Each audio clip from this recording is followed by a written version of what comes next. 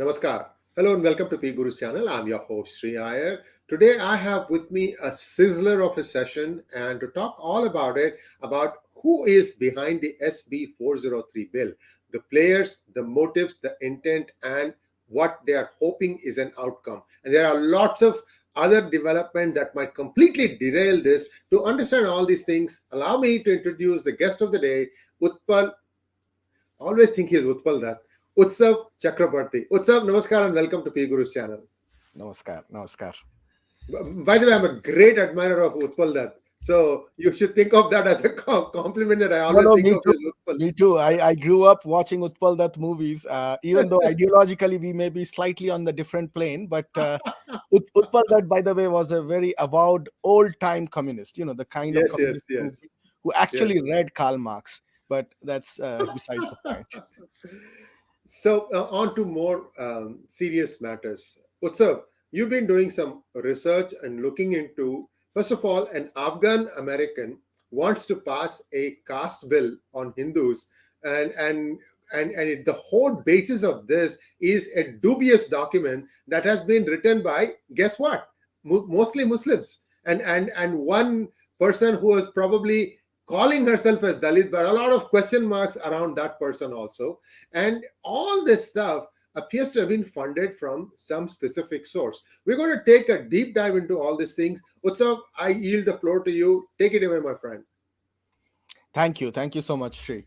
We were really looking at some of the pattern of behavior emerging from the individuals that have been pushing the caste narrative in America.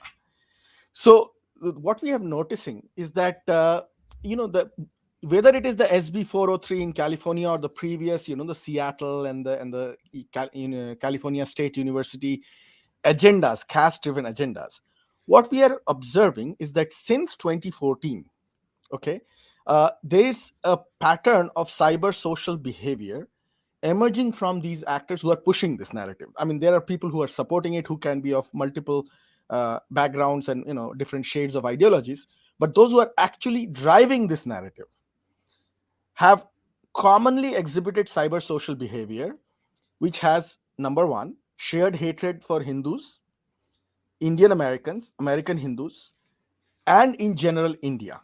Okay, on multiple occasions they have expressed a geopolitically motivated desire to target India and Indian Americans in social media, in their speeches, and there are multiple outlets that have been constantly documenting it, and I'm hoping that these documentations will show up whenever there is a serious conversation on this issue. Uh, these individuals and groups have shown sympathy, shared association with three globally recognized terror movements in the Indian subcontinent, which has one thing in common, that is direct support from Islamabad. So these three globally recognized terror movements are the Kashmir Jihad movement, the Maoist movement, and the Khalistani movement. So what you are seeing here is that the same actors and individuals who have otherwise exhibited for the last almost 8 years a serious support for three major terror movements in India that are globally recognized by the UN and the US, abused India and Indian Americans, and abused Hindus. All these groups are converging together to create a support structure and some form of legislative impetus in support of the so-called caste resolution, even though in reality it is actually aimed at promoting caste discrimination in America. And that's we have had conversations on that, on the bill itself, I'm sure you're on your show before with other individuals and groups. So it is important for us to actually identify these individuals and identify the pattern of behavior that is coming out of them, and it is important to draw some conclusions. America is a country where foreign influence operations and in foreign interference is looked upon very seriously in the legislative process. We saw that during Trump's election, we saw that later on. So I think this is something that people who are looking into this, both from the federal and the state level, should really consider investigating. Thank you so much. And with your permission, I can start the slideshow going now. Please. Here we go. Go ahead. So as I noted, if you go to the next slide,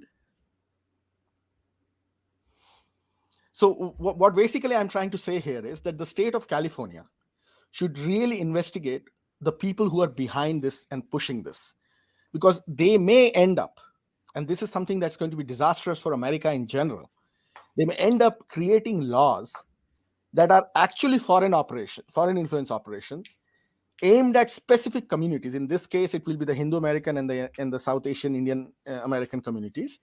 But that would be a really sad precedence in America for some state as big as California, as powerful as California, to actually bring in laws which are serving somebody else's interest outside the geographical limits of America.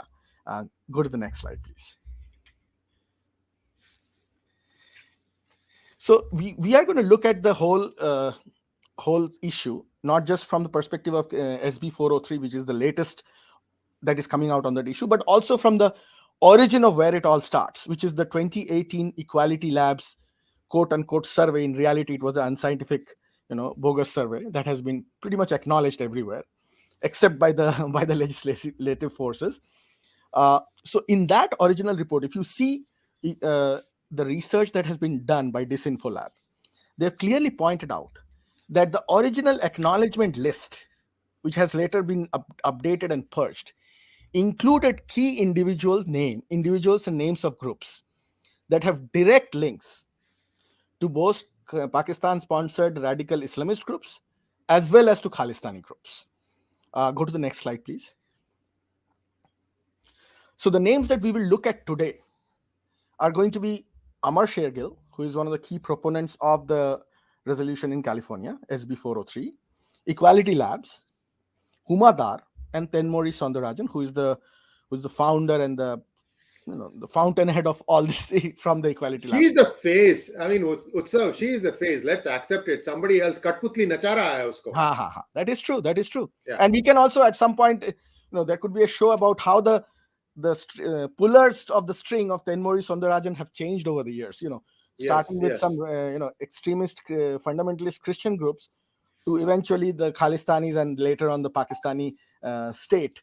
How the control has shifted within Equality Labs itself. But today, for today's purposes, we are going to look at Amar Shergill, Equality Labs, Huma Dar, and Tenmori. At another point, we can also look at what the drivers of the Seattle case, which has a Maoist component to it, because of the strong presence of pro-Maoist political elements in Seattle. But that's for another presentation. We can look at Kshama Sawant and her connections at another point of time. Please go ahead. Next slide. So let's look at Amar Shergill, because he's one of the key drivers of this SB 403, and he has on multiple occasions targeted American Hindu communities, targeted Indian Americans. In fact, just yesterday, he had actually written an article where he accused every Indian American who's opposing SB 403 as Trump supporter. Now, that might make many people happy, but that is not the fact. And in California, that is certainly not going to be helpful to the Indian American community. At this point, I just want to just one brief observation.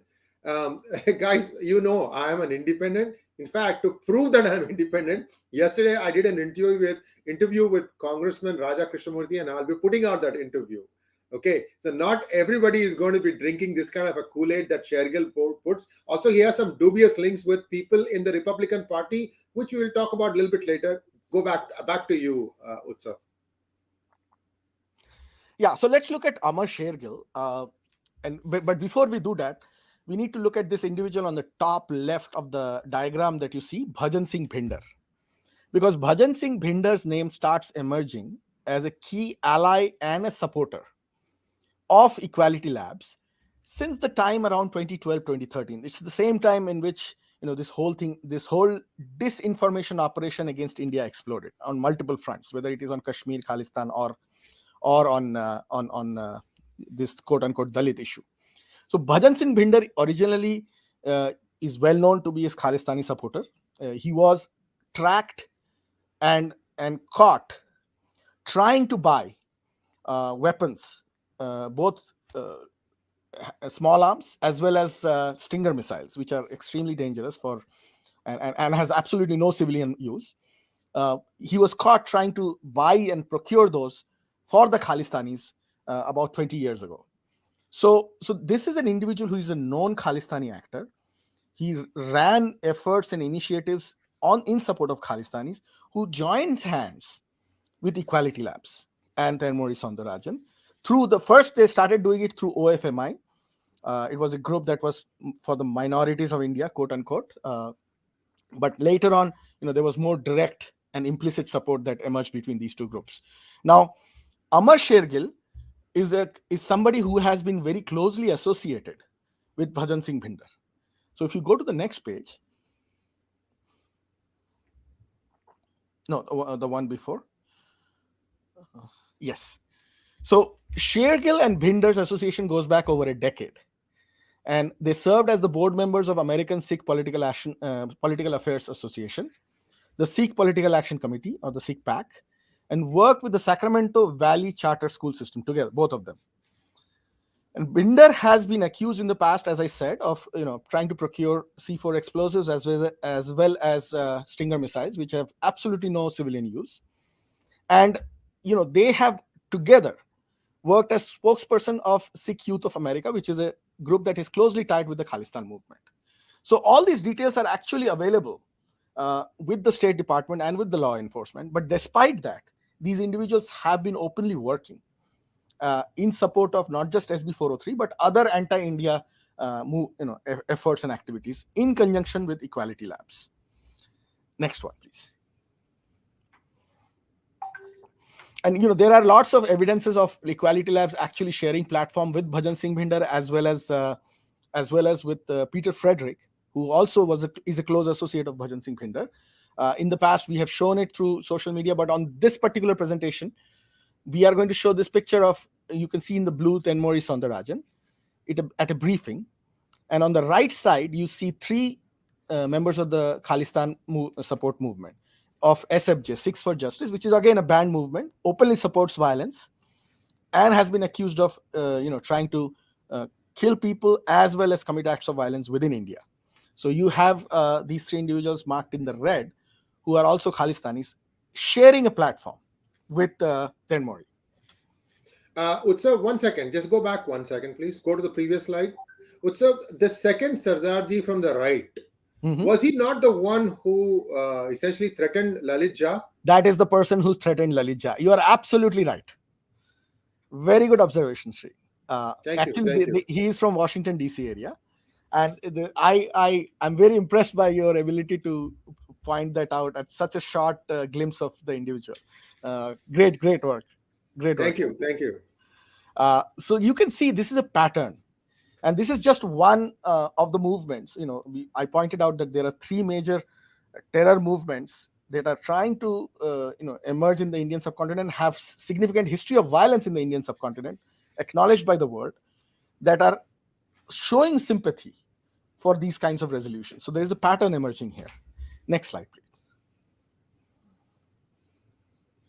So next one, we are going to look at the connection of Equality Labs and these quote unquote caste supporting groups to an individual called Huma Dar, daughter of a Pakistani military officer who was accused of participating in the 1971 genocide in Bangladesh, who has a long record of Hindu phobia. And again, we have pointed that out in multiple social media posts, who has a long record of actually operating in support of Kashmiri separatists. If you look at the next slide, and then we can come back to this slide again. The next one again. Yes, so I just wanted to show this slide because I want people to know that people like Huma Dar are not hiding their associations. They have been openly exhibiting support for individuals like Burhan Wani, who was killed by the Indian Army, who is a designated terrorist from Hizbul Mujahideen, which is a designated terrorist organization even in the United States. So people like Huma Dar are not even hiding their association with designated terrorist groups or sympathies for them. And if you go back 2 slides, she's one of the advisory board members of Equality Lab when it made the 2018 caste survey report. So imagine this: out of nowhere, this Pakistani with a known hatred for India, who supports a terror organization, emerges as one of the advisory board members of this quote unquote caste reading organization. Please go ahead. Utsav, isn't Natasha Dar, the daughter of Huma Dar, also a co-writer of this report? That's correct, and that's what I was going to go next. Okay, So go ahead. Go ahead. these guys Yeah. are, if you see the this box at the bottom, Natasha Dar, she's one of the authors of the caste survey. So you cannot get it any clearer than this.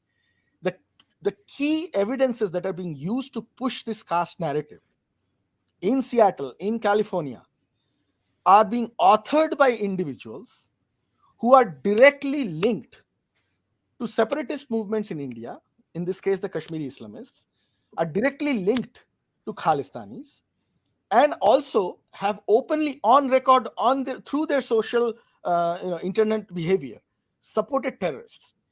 I don't know what more it takes. I mean, it took far less to show that Russia interfered in American elections, actually. So I don't know what Right. it would take for observers to notice these connections. So next slide, please. Of course, Utsav, just one yeah. second. Viewers, please like this video. This is very important information being shared after days and days of research work. We are documenting what is out there in the public space. There is nothing here that's made up, unlike the Equality Labs report, where there are some serious flaws. You can't even do a survey like the way that has been done and then pass it off and somehow try to, convince lawmakers to do, and also all in stealth mode, all sorts of insidious ways in which they have tried to push this thing. But most important thing is, people need to read this. This affects the future of your children, their children. If you let them have their way, they want to obliterate Sanatana Dharma. That's what they want to do. And the thing is, they are using our own sepoys to do that. Our own sepoys are brainless, yes, but they are our sepoys. They may be idiots, but they are our idiots. We have to do another work to try and tell them that you are an idiot. But that is a process that will happen later. First, we need to stop this monster. So I just request every one of you to please like this video. Hopefully it will go viral. Utsav is suffering from a bad cold, but he has managed to come, and we wanted to really make this presentation. There are only 7 or 8 days left before the California Judiciary Committee starts looking at this. This has to be nipped in the bud, full of lies and innuendos. Please go back, Utsav. Sorry about that. No. Thank you for putting this out there, because people do need to understand that there are two things that are actually being used here that are blind spots for the Indian American community, especially the Hindu American, because caste is something that can be very easily weaponized Yes. against Hindu Americans. It's a colonial legacy that has been again and again weaponized in the Indian subcontinent, and now it is being done here. And the second thing I wanted to highlight is that people are often very complacent about this kind of resolutions, because they feel, and I have heard this from many people, they feel that they are based on so many flimsy factual evidences that they will fall apart in the court of law. And I have that, no, Utsavji, don't worry. No, this is so flimsy, this is so politically driven that it's not going to stand in the court of law. Absolutely true. It will not stand in the court of law, and you will see that in the next coming few months. But the damage will be done by innuendos and association. The damage has already been done in Seattle now. In Seattle, if you have a Hindu name, it is highly likely that people will look at you as, by default, a casteist, because now the narrative has been seeded. And that is something that will be disastrous for our future generations, because the goal here is not to actually legally target you, which it can also happen. The goal here is to make sure that you become Hindus, and Hindu Americans become toxic. And that is the objective that is being pushed here. And it's been very cleverly done, because caste is something that can be weaponized very easily. Next slide, please. The next one. So as you can see here, there are 3-4 elements within this movement that are clearly connected to the Khalistanis, the Kashmiri separatists. Additionally, if you look at the people who co-authored the 2018 caste survey, you will start finding people like Mari Zwick, who is also known as Valli Karunakaran. She uses both these names. She's one of the directors of Two Circles, which is a Islamist media outlet, which was founded by Kashiful Uda, another Islamist with deep roots in Pakistan and connections to IAMC. We have done a show on IAMC before, Indian American Muslim Council. And if you go to the next slide, I can show you that Kashiful Huda has openly on many occasions expressed sympathy and support for an ISIS recruiter named Zakir Naik. In fact, Zakir Naik's TV channel is banned in the United States because of its known association for ISIS recruitment. And Zakir Naik himself is not allowed in India anymore. He fled India and he's living in Malaysia at this point of time. So you can see that there is this whole network of bad actors who have one thing shared amongst them: state patronage from Pakistan and a rabid hatred for Hindus and India. That's the only thing that keeps them together and binds them together, that are pushing this narrative. So just wanted to put this out there. And I know that many people in California may not want to hear this because it breaks their narratives that they believe in. But these are the facts, and it's important for people to know this. Next one, please. So I just want to point one more thing. And this is again another member, Sudhamali Ganga, who is part of the Equality Lab's original report and acknowledgement list whose name was removed later on. These individuals who claim to be supporting removal of caste discrimination and claim adjacency to Dalits, most of them are not Dalits, but they claim Dalit adjacency, they themselves are anti-Dalit.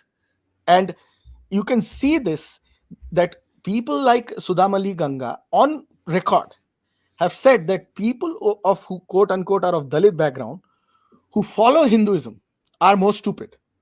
So basically, they really do not care about anything else except one thing, which is hatred for Hindus and hatred for India. So they badmouth Dalits who are not on the same platform as them. So this is a pattern that we need to look into, and I think this is the end of the slideshow for us.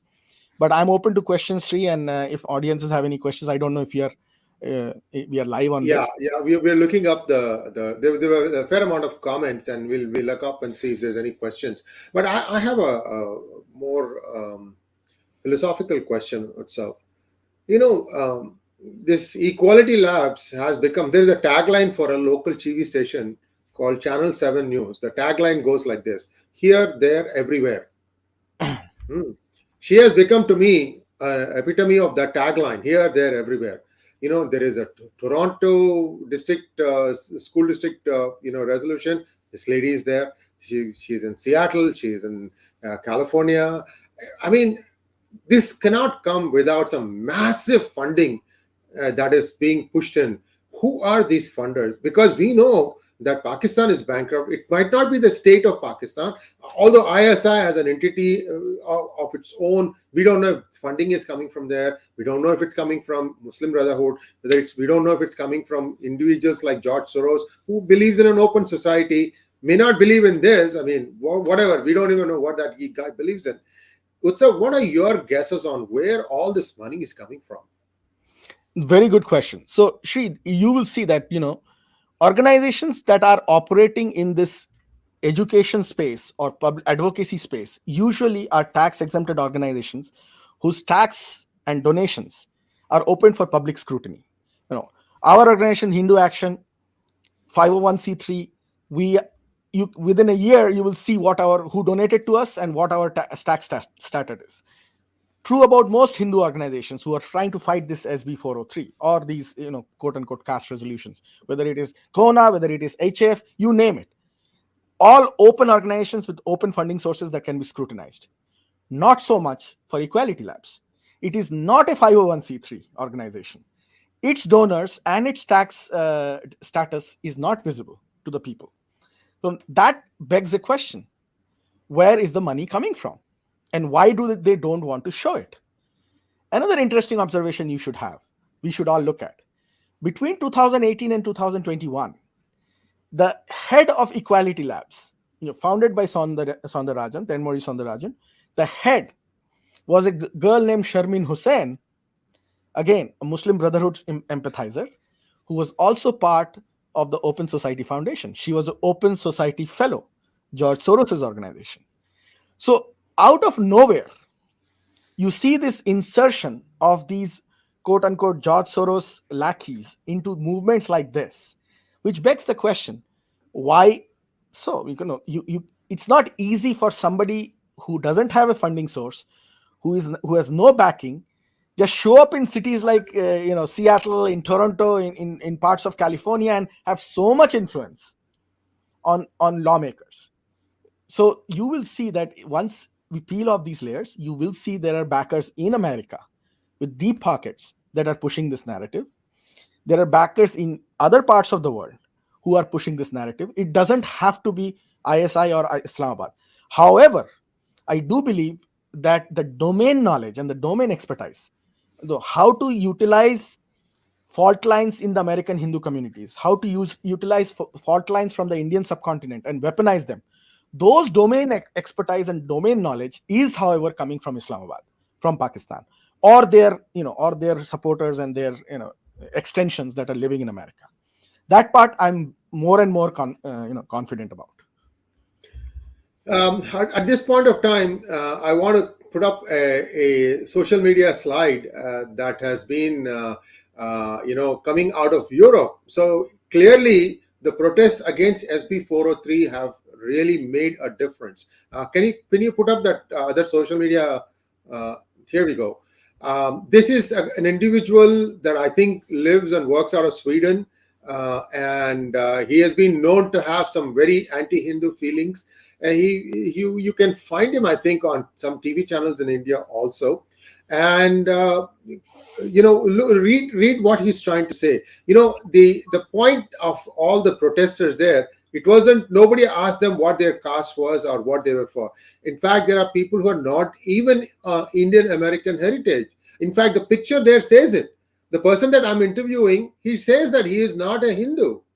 He's an average American who's concerned about the divisiveness being soared by this SB 403. And people don't even, guy is not even capable of doing that kind of research.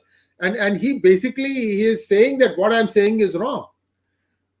Anyway, the underlying message here is that for the longest time, Hindus were docile, dormant, and they used to ignore all these things. They say, okay, I'm going to just look at what I can do and keep going in that silo-like fashion. Now, Indian Americans, Hindus are being dragged out because you don't believe in taking up arms to defend yourself. These arms are not, I'm not talking about swords and spears and guns. Even just getting on the social media and rebutting these people with facts, which is exactly what we are doing. Okay, but we can't do this thing without the silent majority's help. It doesn't hurt for you to retweet a tweet that I put out or Utsav puts out. In your personal capacity, you are actually a Hindu, and you are being exposed for who you believe or what you believe in. Understand this, guys. Many people who are working in organizations think, oh, if I make a statement, even if I like something, if I comment something, if I retweet something, then it might be held against me in a future job opportunity. You can do anything you want in your personal capacity. Nobody can prevent you from expressing your opinions as a personal capacity. I'm not a lawyer, by the way. Don't quote me on this. But my basic belief is, as a person, you are allowed your belief, your religion, and what you think is right in the society. And here's a blatant abuse of the fact that you tend to remain silent. See, that is what I'm really In fact, concerned about. Shri, I would go ahead and say that those who are afraid of speaking out against this because they think that they will be targeted or victimized at their job, that itself should be worry them, because what is going to be legislated on eventually will make it toxic for them to be just themselves. If they are afraid that this is going to cause discrimination against them, they should be even more afraid of the fact that once these legislations are passed and actually weaponized, they will not be hired because by the simple fact that they have a Hindu name. That is literally where this will end. Their kids cannot be openly saying that they are Hindus because they will be discriminated against just for the fact that they are Indian Americans or Hindu Americans. If you listen to the testimonies that are being given in many of these cases in the hearing, whether it was in Seattle, it is targeted pure Hinduphobia that is being promoted under the guise of these caste legislations, which are written very cleverly, though. They do not mention Hindu or they do not mention India because they know that immediately those resolutions will fall apart. So they bring a larger geographical term called South Asia, even though the testimonies include everything that is Hindu-phobic and India-phobic.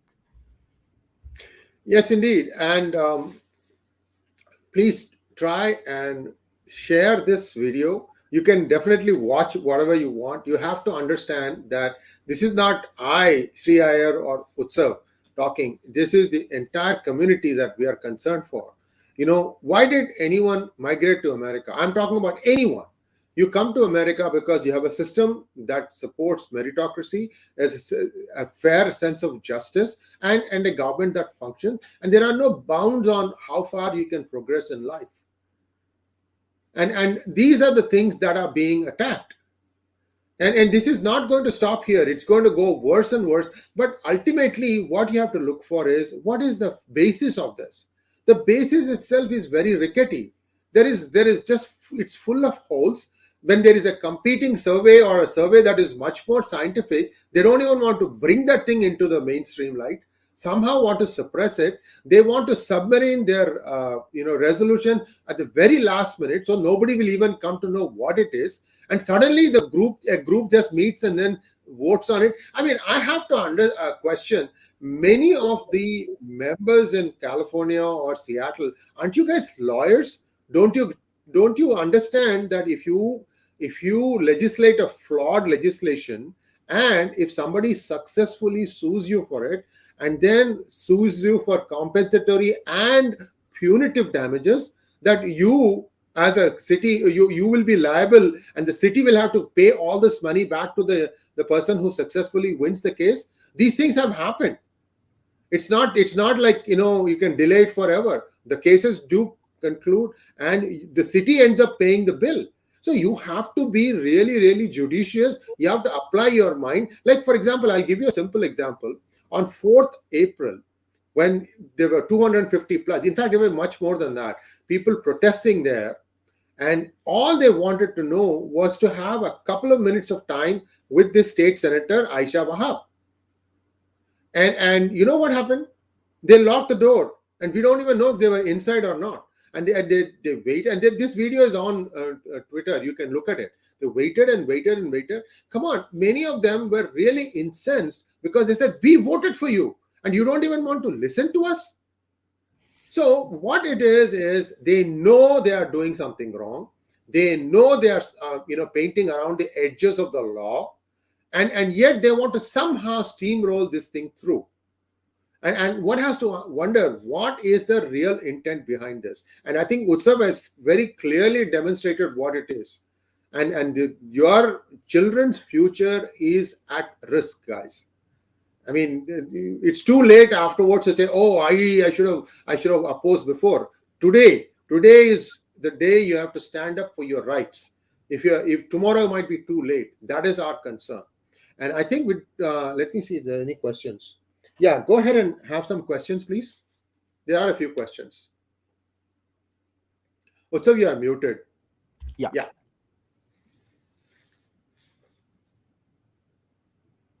Abhinag wants to know, why no mention Pasmanda Muslim Dalit Christians by the Pakistani American Aisha Wahab? She is not Pakistani, she is Afghanistani.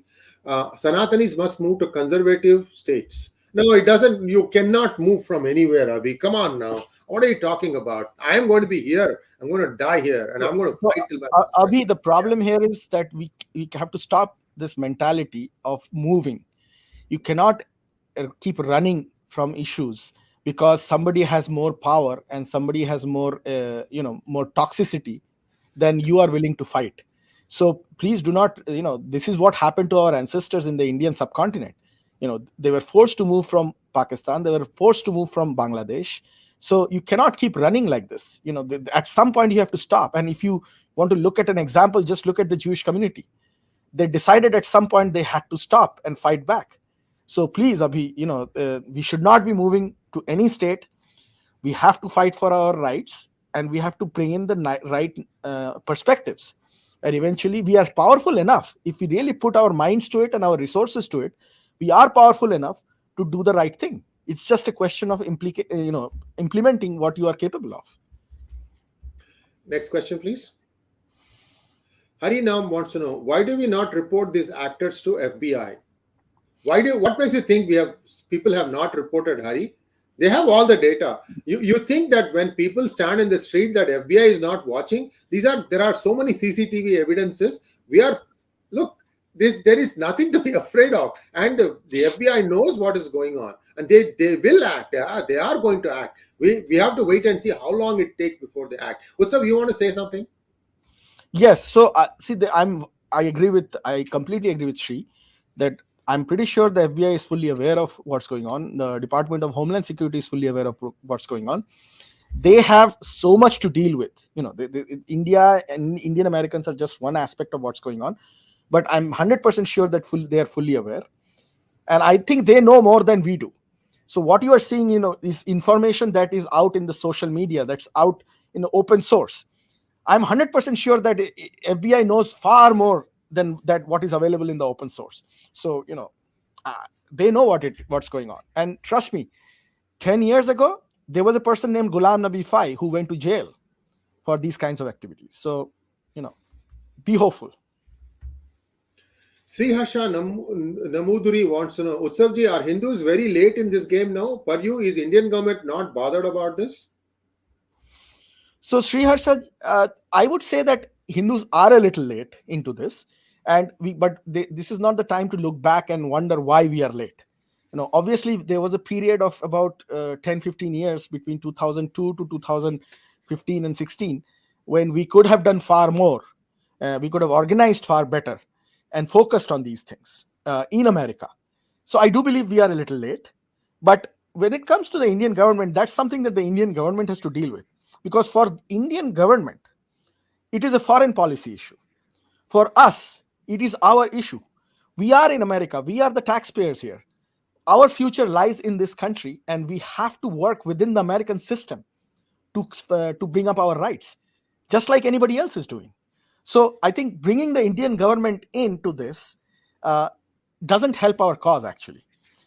Indian government will do what it can do as a foreign policy from its foreign policy posture, but it's our fight. There are 4.5 million Indian Americans and Hindu Americans. That's not a small number. So why do we have to look at the Indian government? It is our future in this country. We are the voters, we are the taxpayers, and pretty rich taxpayers, trust me. So let's organize and do our part. 1% of the population pays 6% of the net taxes collected by the US government. That should give you an idea what is the power of Hindu Americans. And we have to start using that power. And there is no shirking away from that. 10% what is Dashama Bhagam. That is actually a Sanskrit word that Christians use in India to collect 10% of your wages after you have converted to Christianity. They say you have to give 10% of what you make. So none of us are being asked by our Hindu gurus say, oh, you have to give 10% to the thing. What happens usually is there is a way this is entwined into your like dharma, artha, kama, moksha, right? So to get moksha, you have to start doing some of these things. It's not codified in a way that this is the percentage that you have to give. It says you should do this thing. You should contribute to the society. So we have to go back to read our scriptures also. Many of us are ready to, absorb the latest technology. Why don't you look to the past to see how the future looks like? By the way, Sanatana Dharma has, survived thousands of conquests and it's still thriving. Just 2 cents. I'm sorry to go off on a tangent here. Next question from Arithmetic of Life. Sanatan Hindus are under attack from here, there, and everywhere. How to deal with this hate and prejudice? What is the solution? Your comments.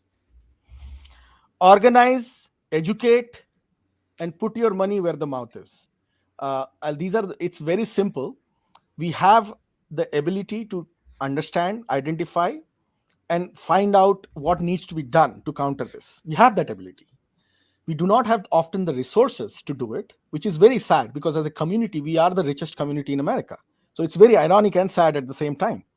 And number 3, more important, look forward. You can look back and feel sad for what has happened. We do learn from our history, and as she pointed out, it's important to do so. whether it is the civilizational history that we have in the Indian subcontinent and that part of the world, or whether it is our history in this country, America. But what needs to be done is look forward. Let's identify the places where we can actually succeed. What is stopping us? Last year I was personally involved very aggressively, and many people around our organization, we were involved in bringing a resolution on the 1971 genocide, a well documented genocide of 3 million Hindus. Why is it that there is not a single state in America that has passed a resolution recognize the 1971 genocide? We are doing frivolous resolutions like SB 403 based on fake surveys because we haven't acted upon it. You know, as an organization, as an individual, we did bring it in the US Congress. But this is something that you can do in your own state. Our community loves to take pictures with their elected officials. Trust me. If you look at, I look at my Facebook posts, half the friends I have are well connected to their congressmen, to their state senators. They would love to. I'm 100% sure there are thousands of Indian Americans in the Fremont and the Mountain Valley area who have taken pictures with Ms. Wahab, who brought this resolution and posted it on their Facebook. But it's not. We are not influencing them by being vocal. I was talking to a gentleman who was her professor in Cal State Hayward. So now I'm even giving you the name of the university where she went, California State University at Hayward. And he said, until she became what she is now, she used to really, really listen to, and what a model person. And he says, I don't know who this person is. So this should give you an idea that people who, kick the ladder on which they go up, when they come down, there is no support system. You fall flat and hard. If Aisha had moved a resolution for the freedom of Afghanistan women, I would be one of the first to sign up behind her.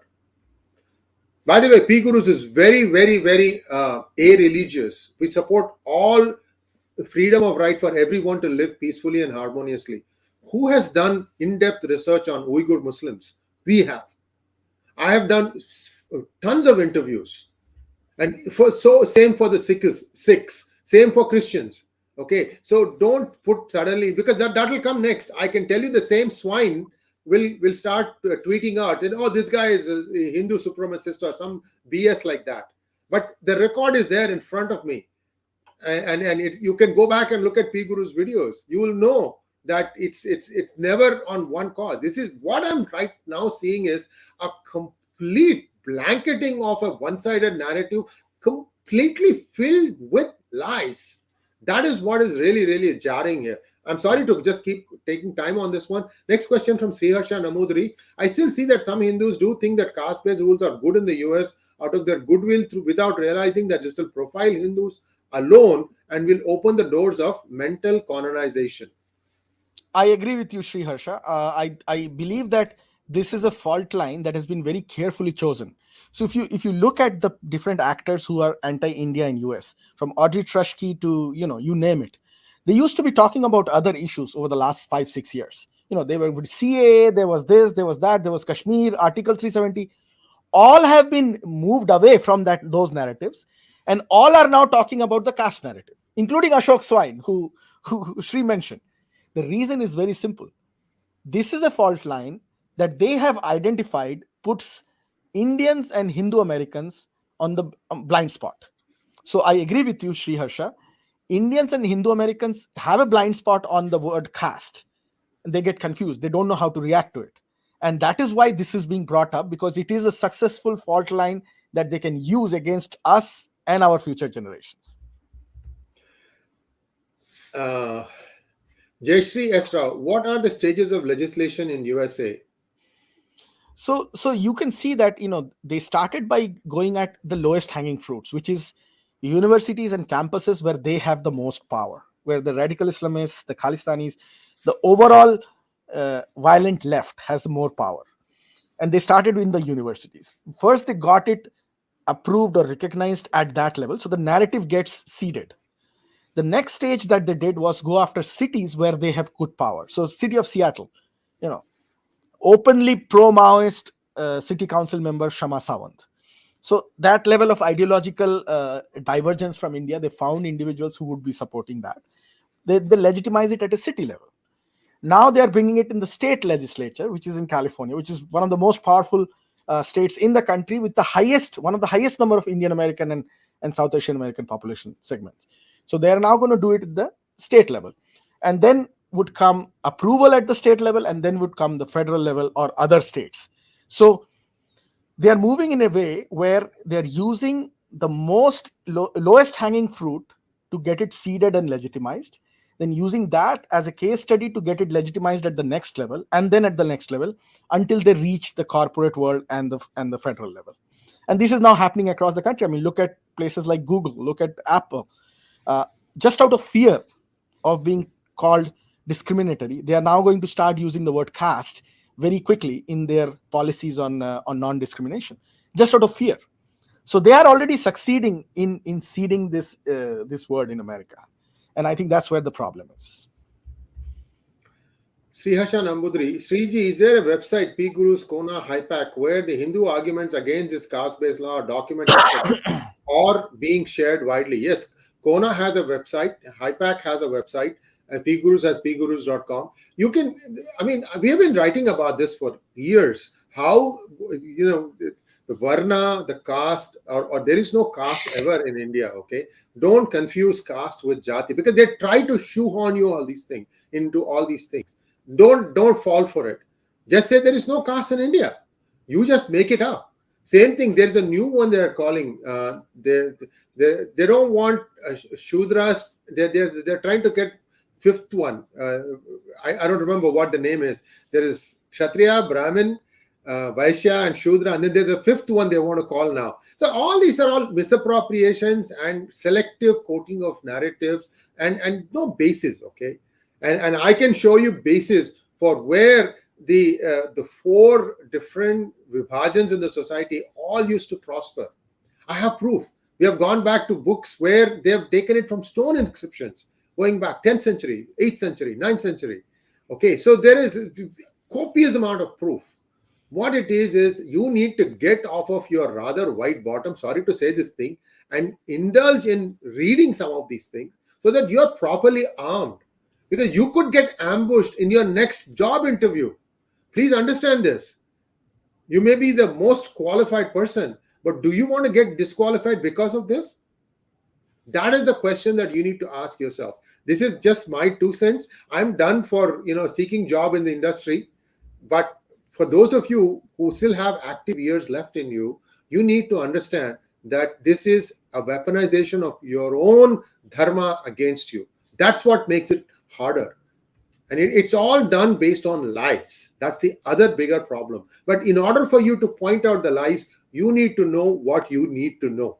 That is the point and the message that Utsav and I are giving. Utsav, 2 words from you in conclusion. I'm sorry I'm kind of jumping into this and giving my spiel. You should be the one doing the No. talking. This is important. This is important.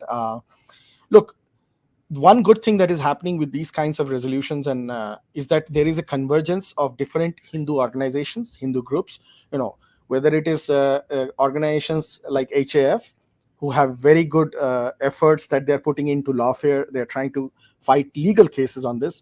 Whether it is organizations like Kona that have a very significant presence in the grassroots in California, whether it is organizations like Hindu Action, we are mostly East Coast DC based, but also in the Midwest, who are trying to complement efforts that are being done by Kona and HAF so as to bolster the effort as a community. So that is happening, that unity is coming at some level. What is important is that more and more masses connect with us.